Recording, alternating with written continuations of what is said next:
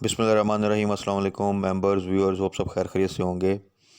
आज की वीडियो में जी डिस्कस करते हैं जो मार्केट की सूरत हाल है, इसमें स्ट्रेट फॉरवर्ड हमारी स्ट्रेटजी क्या होनी चाहिए, किस तरह हम लॉस से बच सकते हैं। क्योंकि मार्केट की जो कंडीशन है इस वक्त आज through out the day negative रही और 1400 से ज़्यादा भी नेगेटिव गई। क्लोजिंग जो सी वो तकरीबन 1138 की आई एवरेज होकर।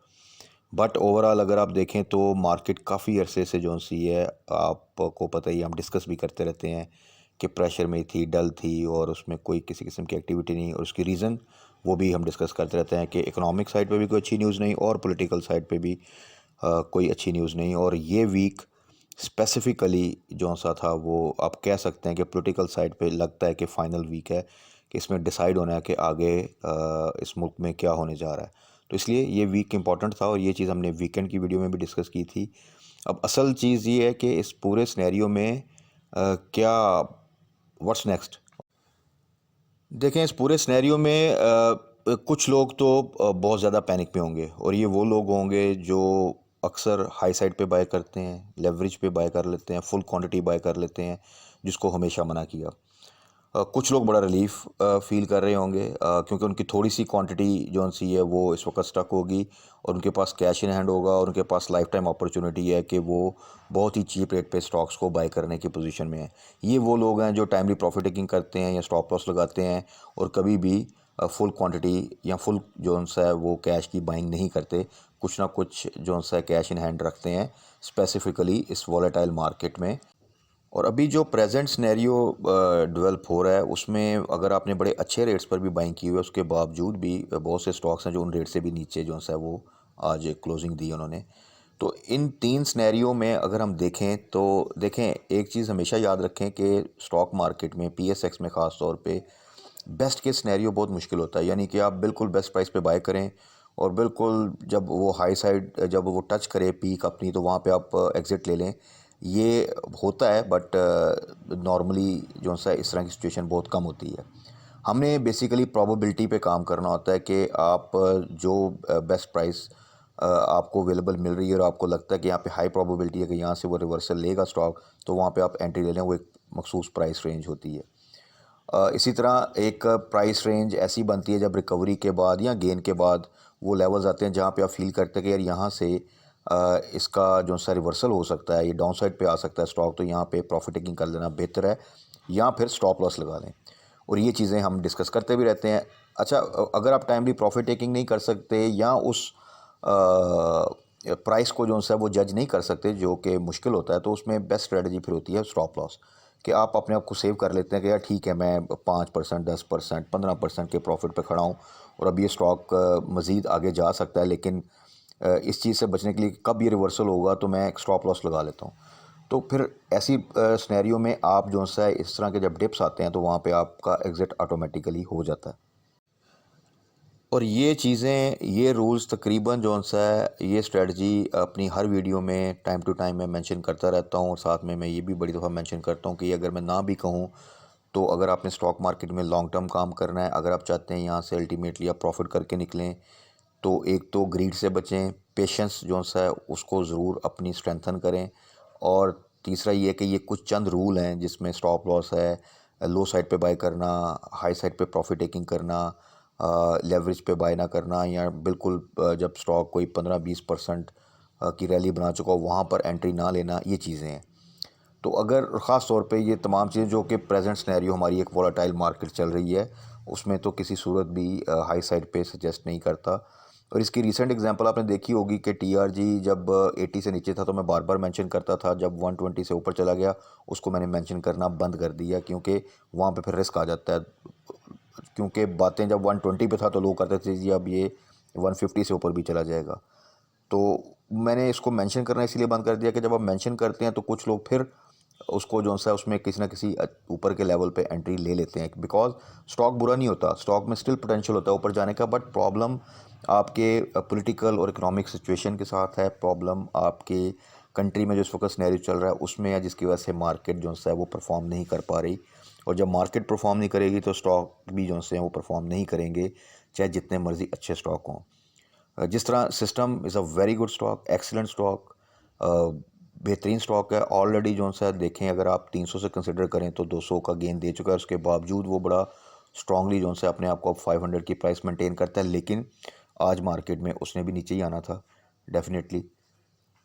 बट अब देखें स्ट्रेटजी आपकी क्या होनी चाहिए। अगर आपने टाइमली प्रॉफिट टेकिंग नहीं की, वहाँ पर आपने इतना क्विक डिसीजन नहीं किया, आप स्टॉप लॉस नहीं लगाते, तो क्या हुआ कि एक स्टॉक सपोज आपने लिया था 10 रुपये का और वो 15 रुपये पे चला गया, आप 50% के गेन पे थे, आपने प्रॉफिट टेकिंग नहीं की, तो मींस कि आपका कोई भी प्रॉफिट बुक नहीं हुआ। सेम इसी तरह अगर एक स्टॉक 10 रुपये का और वो 5 रुपये पे आ गया और अगर आप वहाँ पे लॉस बुक नहीं करते तो आपका लॉस भी नहीं हुआ। सो अगर आपने प्रॉफिट और लॉस तभी होता है जब दोनों को आप बुक करते हैं, यानी जब आप सेलिंग करते हैं तभी आप आइदर लॉस बुक करते हैं या प्रॉफिट बुक करते हैं। सो अगर आपने टाइमली सेलिंग करके प्रॉफिट बुक नहीं किया तो जल्दी में सेलिंग करके लॉस भी बुक ना करें डाउन साइड पे। क्योंकि अगर आपने स्टॉक्स वो लिए हुए हैं जो कि इस बिज़नेस में, अपने बिज़नेस में पिछले कई सालों से हैं, वो पे आउट भी देते हैं, वो अच्छी अर्निंग भी शो करते हैं, उनके हाई जोन से हैं, जो उसकी प्रेजेंट प्राइस चल रही है, कोई भी स्टॉक उठा लें वो इस वक्त उससे 50% 30% पे ट्रेड कर रहा है अपनी हाई से, तो फिर उसमें कोई रीज़न नहीं है कि आप वहाँ पर जाकर लॉस बुक कर लें, बल्कि उसको एज ए इन्वेस्टमेंट आप अपने पास रखें और ये कोशिश करें कि किसी तरह कुछ कैश सिक्योर करें। और या फिर कुछ स्टॉक्स होंगे जिनको हम आने वाले दिनों में डिस्कस कर लेंगे, जिनको आप स्वैप कर सकते हैं, क्योंकि जब रिकवरी आती है तो कुछ स्टॉक तेज़ी से रिकवर करते हैं, कुछ जो सा है वो सेकंड फेज़ में रिकवरी देते हैं। तो उस वक्त अगर इक्वल प्राइस लेवल पे कोई स्टॉक्स हों और आपको फील हो कि जो मेरा स्टॉक है वो ज़रा आस्ता रिकवरी करता है और ये एक और स्टॉक है जो क्विक रिकवरी कर सकता है, तो वो 1-2 दिन के लिए आप उसमें स्वैप कर लें। वहाँ जैसे ही आपको थोड़ी सी रिकवरी मिले वहाँ से आप प्रॉफिट टेकिंग करके दोबारा अपने स्टॉक में भी आ सकते हैं। ये ऐसी स्ट्रेटजियाँ हैं जो कि आपको स्टॉक मार्केट में, नेगेटिव मार्केट में भी आपको कुछ ना कुछ गेन दे जाएंगी, रिकवरी दे जाएंगी। और अगर आप इन तमाम चीज़ों पे फोकस छोड़कर पैनिक में आ जाएंगे और कहेंगे कि यार जो एक सिनेरियो डेवलप होता है कि इस मार्केट से छोड़ दें, ये मार्केट ही ख़राब है, इस मार्केट में कुछ नहीं रखा, अगर इस तरह की सोच आप डेवलप कर लेंगे या इस तरह की चीज़ों को देखेंगे सुनेंगे, पैनिक में आएंगे, तो अल्टीमेटली आप क्या करेंगे, लॉस बुक करके बैठ जाएंगे और ये सोचेंगे कि आज के बाद मैंने स्टॉक मार्केट में आना। और रेस्ट श्योर मैं आपको ये लिख के देने के लिए तैयार हूँ कि 1-2 साल बाद यही इंडेक्स जब 60-70 हज़ार पे ट्रेड कर रहा होगा तो वो फिर रिग्रेट करेंगे कि यार पता नहीं हमारी किस्मत ख़राब है कि लोग इतना प्रॉफिट कमा लेते हैं स्टॉक मार्केट में, हम नहीं कमा सके।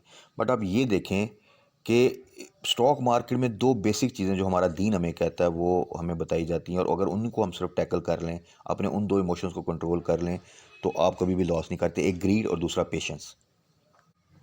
और बिलीव मी, स्टॉक मार्केट में ग्रीड का होना आपको मरवाता है और पेशेंस का ना होना आपको मरवाता है। अगर ये दो इमोशंस को आप टाइमली कंट्रोल कर लें तो आप स्टॉक मार्केट से कभी भी लॉस नहीं करके जाते।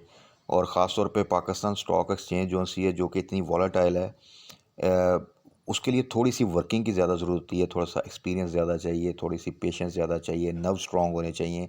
बट वॉलेटाइल मार्केट में अगर आप को समझ आ जाए कि आपने जो सा ट्रेड किस तरह करना है और थोड़ा सा आपको अपने इमोशंस पे कंट्रोल आ जाए, तो इसमें अर्निंग भी ज़्यादा होती है। कुछ अनएक्सपेक्टेड चीज़ें डेफिनेटली आप कंट्रोल नहीं कर सकते, बट उसमें आपके लिए फिर प्लान बी और प्लान सी जो से हैं वो आपके पास होने चाहिए, तो अगेन आप चीज़ों को रिकवर कर जाते हैं। तो अभी के सिनेरियो में देखें, हम सबको पता है, कहीं ना कहीं हम सबको पता था कि जो इस वक्त पॉलिटिकल सूरत हाल चल रही है इसमें ये तो मार्केट कोई बुलिश ट्रेंड तो बना नहीं सकती, मार्केट कोई नया हाई तो लगाने से रही, या मार्केट इवन 50,000 की तरफ भी नहीं जा सकती। ये हम सब कहीं ना कहीं जानते हैं। उसके बावजूद भी हमें फिर इट मीन्स कहीं ना कहीं कोई ग्रीड या कोई जैसे ही कुछ किसी स्टॉक में मूवमेंट आती है तो हम फ़ौरन एक्साइटेड होकर उसमें एंट्री ले लेते हैं और फिर हम ये समझते हैं कि ये शायद 2-3 दिन में ही हमें प्रॉफिट अच्छा दे जाए। तो ऐसा नहीं है। जो स्टॉक्स आपने मीडियम टर्म को टारगेट करके लिए हैं, लॉन्ग टर्म को टारगेट करके लिए हैं, या उनके ईपीएस, उनके पे आउट, आने वाले रिजल्ट को टारगेट करके लिए हैं, वो अपनी एक रैली बनाएंगे, वो ज़रूर बनाएंगे अगर आपने उन फंडामेंटल्स के ऊपर उनको बाय किया। बट वो डेफिनेटली तभी ही बनाएंगे वो रैली जब मार्केट थोड़ा सा स्टेबल होगी, जब पॉलिटिकल साइड पे चीज़ें बेहतर होंगी। और स्पेसिफ़िकली इस वीक का तो हम सबको पता था कि जब इमरान खान ने अनाउंस किया था कि 23 को असम्बलियाँ डिसॉल्व करने का, तो ये हमें पता था और ये हमने डिस्कस भी किया था वीकेंड की वीडियो में कि इस वीक में बहुत सी एक्टिविटीज़ होंगी, बहुत से इवेंट्स आएंगे जो कि मार्केट को इफ़ेक्ट करेंगे।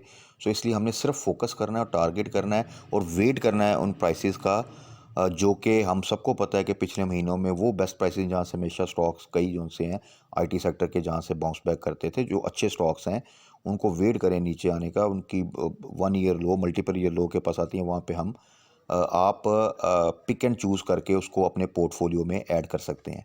तो ये वीक में जिन्होंने तो टारगेट करना था और उन्होंने अपना पोर्टफोलियो बिल्ड करना, उनके पास तो मौके हैं। और ये भी डिस्कस किया था कि आपने वन गो में बाइंग नहीं करनी, आपने स्टेप्स में बाइंग करते जाना है। तो सोचें एक स्टॉक जो कि जिसकी नॉर्मल वैल्यू उसके फंडामेंटल्स के हिसाब से या उसके ट्रेडिंग जो हिस्टोरिकल वैल्यू उस पे अगर वो सपोज़ 100 के ऊपर ट्रेड कर रहा है और इस वक्त वो आपको 90 पे मिलता है और 80 पे मिलता है, तो क्या वहाँ पे पैनिक में आके सेल करना बनता है या उसको वहाँ पे एवरेज करना बनता है, जबकि आपको पता है कि जैसे ही मार्केट ही कोई 100 पे जा सकता है।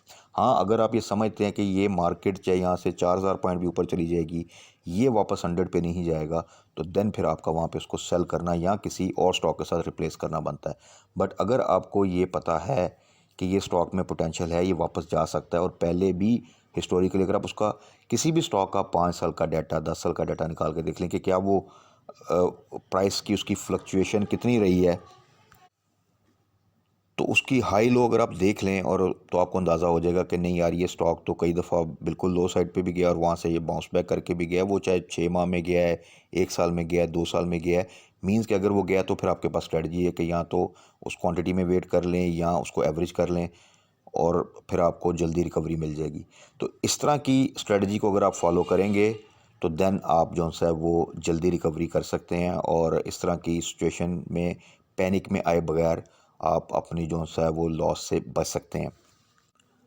और ये चीज़ें मैं अपनी वीडियोस में भी बार बार कहता हूँ, जो दोस्त मेरे साथ प्राइवेटली जो है वो इनलाइन है उनको भी मैं यही सजेस्ट करता हूँ कि पैनिक से बचें। अभी जो पिछला जितना भी अरसा गया है, थोड़ी थोड़ी बाइंग की है, कभी भी जिसे कहते हैं हैवी बाइंग नहीं सजेस्ट की।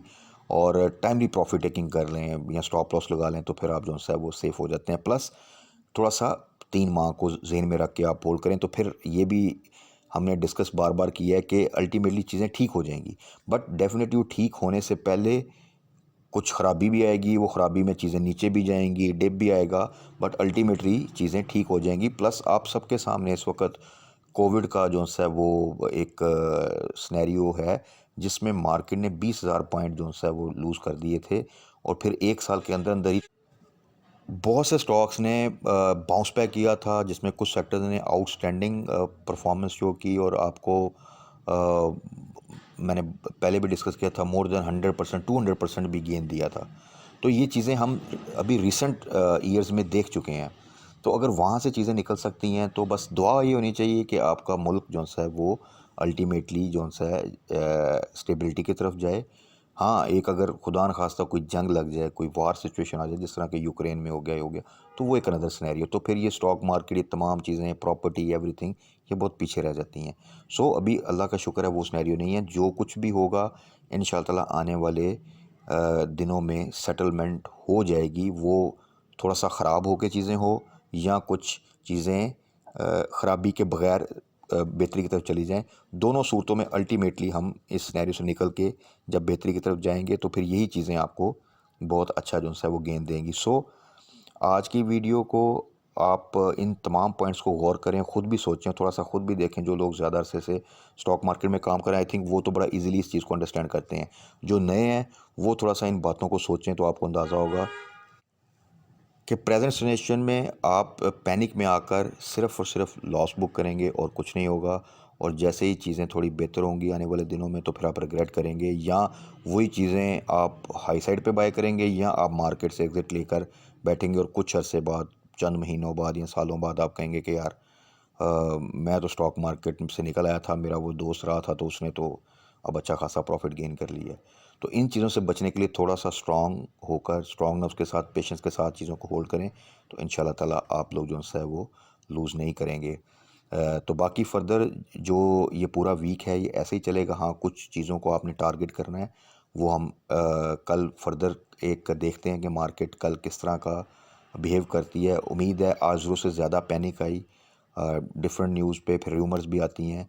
तो कल कुछ देखते हैं कि मार्केट कहाँ पे क्लोजिंग देती है, और उसके बाद फिर हम डिस्कस कर लेंगे कि कौन से स्टॉक्स को हम टारगेट कर सकते हैं, या टारगेट अभी करना चाहिए नहीं करना चाहिए, या कुछ स्टॉक जिनको हम किसी दूसरे स्टॉक के साथ स्वैप कर सकते हैं फॉर क्विक रिकवरी। तो ये चीज़ें हम डिस्कस कर लेंगे। तब तक अपना ख्याल रखिएगा, दुआ में याद रखिएगा। Stay blessed. अल्लाह हाफिज़।